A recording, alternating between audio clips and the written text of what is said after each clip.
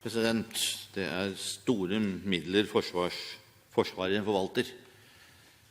Det som også understreket av saksordfører, som for øvrig har lagt frem en god innstilling, all honnør for det. I alle fall så forener saksordførers politiske syn og mitt syn i denne sak. Vi sterke tilhengere av Forsvaret, av et moderne og sterkt forsvar. Og det gjør at vår interesse for at pengene brukes godt, desto større. Så kontroll og kontrollrutiner i så måte viktig også for oss forsvarsvenner. Og det riktig at Forsvaret opp gjennom tidene har blitt utsatt for ganske sterk kritikk fra Riksrevisjonen. Det har alltid blitt tatt på alvor. Det har blitt bedre, og det var godt rom for forbedringsprosessen. Men fortsatt så gjenstår veldig mye når det gjelder anskaffelsesprosesser. Og det synd, fordi som en rekke representanter for den sittende regjeringen har understreket, så det jo her det store midler å hente. Og jeg ser også udekkede forsvarsbehov.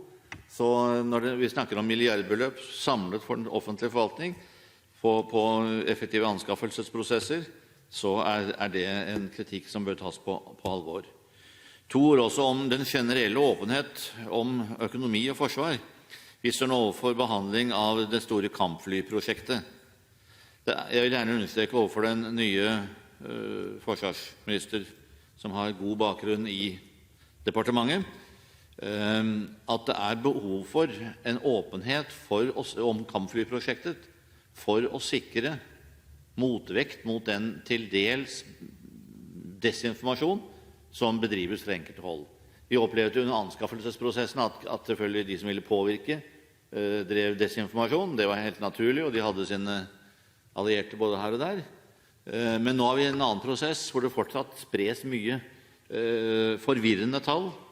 Så det å være åpen om korrekt og oppdatert informasjon overfor offentligheten viktig. Det gjelder jo selvfølgelig enda sterkere overfor Stortinget.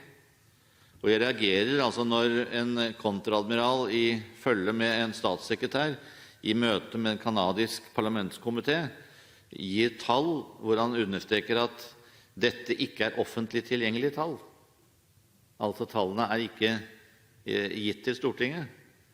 Og opplyse det overfor en annen parlamentskomité i et annet land, det sier meg om at det noen læreprosesser som gjenstår i forhold til å oppdage punkt 1, hvor man hen, og at det blir ført offentlig referat, og punkt 2, at informasjonen skal komme til Stortinget først.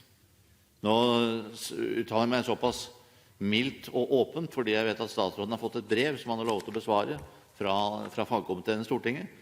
Men for fremtiden så vil jeg gjerne understreke behovet for nettopp åpenhet om dette, for å motvirke forvirrende avisartikler og andre mer eller mindre informative spredte tall.